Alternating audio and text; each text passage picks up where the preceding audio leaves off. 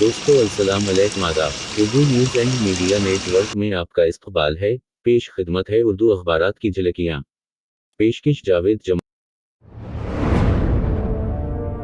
आज बरोज़ मंगल 28 जून 2022 सुबह के 9 बजे हैं।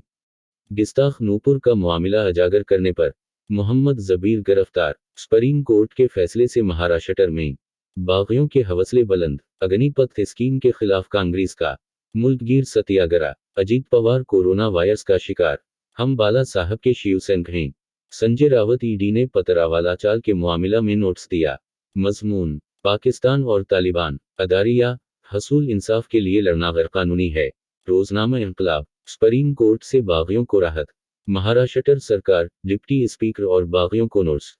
मुंबई के देवनार मस्बह में कुर्बानी के बड़े जानवरों की आमद आज से शुरू। हुकूमत में रहें या अपोजिशन में, शिवसेना के साथ रहेंगे। वजीर आली अधो ने वजीरों के कलमदान छीन लिए। सिंह कमाल का मजमून अग्निपथ पर आगी आग। मेदारिया बेरोजगारी का मंजरनामा। रोजनामा उर्दू टाइम्स। सुप्रीम कोर्ट से शिवसेना बागियों को राहत।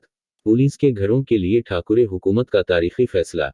मुसलमान हुकूमतों की लापरवाही कबला अव्वल को नुकसान पहुंचा सकती है। मजमून गुजरात फसादात इंसाफ के लिए चंद सलगते सवालात। अदारिया कानूनी दाव पेच में पेंसी महाराष्ट्र सरकार।